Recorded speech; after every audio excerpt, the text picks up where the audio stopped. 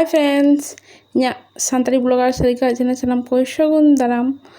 আর তেহেন দো সিম জিল কষা তৈয়ার কাতেই উদু আবনা তো চলো বন ñel lage নয় तरह 1 किलो সিম জিল aru pacha ñok koñ kay talam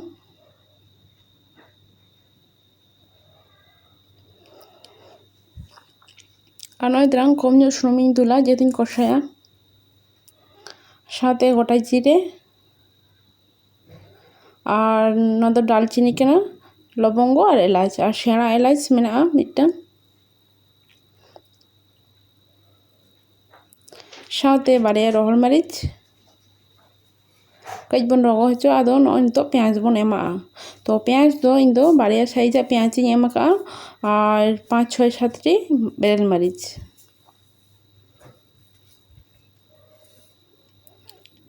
আর কাজ তালাং বুলুং नेतारा पेंयाज दोन बड़ाई गया उन लगन बांग भाजी हो गया कई तलांग बुलुंग एमा खान दो आरो लगन से भाजी गोदो आरकी नय तलांग जिलिंग खांजो के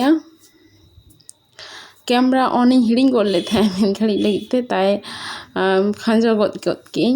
तो जाय होक तो नय तलांग जिलिंग खांजो के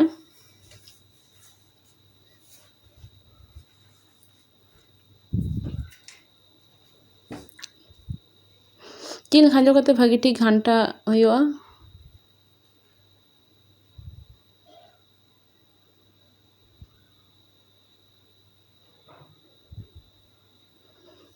नय तरह कई तलांग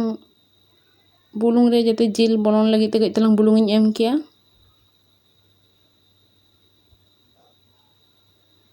तो ना बुलुंग हो भागी ठीक घंटा मिसा हुआ जते जिल रे बनन लगी ते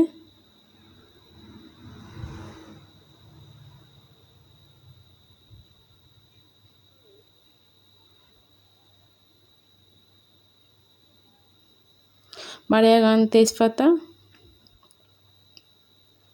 घंटा मिसा हुआ जाते तेजपाता हो कई भाजी भाजी नगमा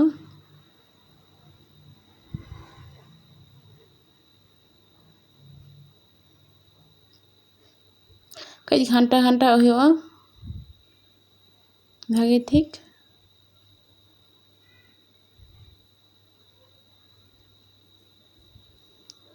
और नई तो भाजी हुई ना नितो दो 2 चामच आदा और रसुन रिदिñ एमा कना माने जिल रेना जहां छिड़ी दा ना चाबायना इना तायम नय तरह सासांग गुंडा जीरा गुंडा 1 चामच कते साथे धने गुंडा नवा झतो मिस साथे घंटा मिसा हुआ छिड़ी दा आंजेद लेनखान गे इना गेबन मने कदा जे नितो दो मसला एमना समय कना तो बुलुंग एमा खान दो कई तलांग छिड़ी दा उडुगोआ इन दो हयतो वीडियो बांग सेना खातिर ते इन दो स्किप या किंतु बुलुंग लगा खान गे पुइलु रे तो छिड़ी दा उडुक लेनखान गे तो मसला बन लगा तो नय तरह इña हम जिल खन छिड़ी दा उडुकना छिड़ी दा उडुक कते गे नय मसला 2 चामच 1 चामच सासांग गुंडो आ जीरा गुंडो धने गुंडो इना तायम नय तरह मरीच गुंडो और कई तरह झाल लगी ते सनराइज गुल मरीच गुंडे मिसा कना कोशा कना ओना खातिर ते कई झाल झाल खान दो डी चरक साई बुझा ताई गुल मरीच कई तलांग इñ एमा कना ओना हो भागी ठीक घंटा मिसा हुआ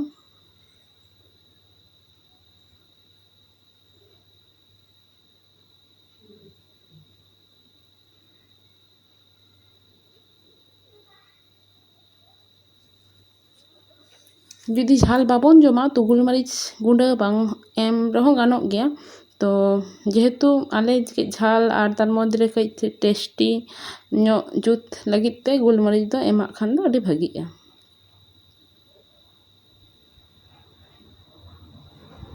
इना तायम नय तरह नवा तो बन चिन्ह गया हयतो अडिगान हर से बाबन चिन्ह बइन लई दाड़े कना किंतु नवा एम लेनखान दो जिल रेना आसे पासे माने जहाँ रास्ता रिन किंबा झल रिन माठ रिन तो अडी गान हर गे को बुझ नामा जे आबन दो जिल बन उतुइया तो ना दो हुयुग कना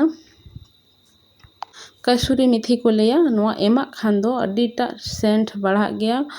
ase pashe rin jhoto ko badai nyam utora je abo do jil bon utuya to ase pashe rin badai hocho lagit te oboshoy na kasuri methi judi bon mesha dareya to adi ge bhagiya ar tasty ho bada'a to oboshoy mid dha kasuri methi jil kosha kimba jil utu rebo mesha bidai ma adi tasty bujhag geya to mid dha oboshoy kasuri methi hete chicken kosha kimba chicken ঝোল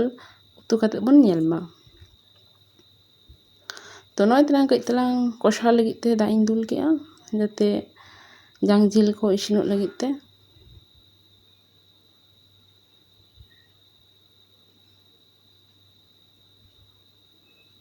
jehetuñ kosaya ta beshi dak do bañ ema'a to noy talang ghanta tege anjet ena rashe ho to adi thik thon kosha hui god na nyel dareyak kan geya bon marang regiñ lai'a je ᱤᱧ ᱫᱚ skip ᱤᱧ kay talang video bakhan da adi sena video jahay ko bon nyela unku ho bon birokto utoro'a to tai ona hatir te mocha tegiñ lay sareya bon kana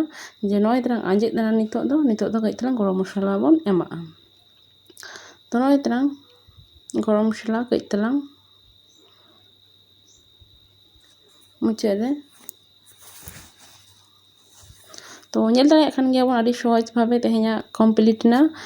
chicken kosha mane jil kosha to oboshoy orak re nongka ge try tabon pe ar like tabon pe comment tabon pe share tabon pe subscribe tabon pe ar ma tahle joto ge bhagi tahen tabon pe johar।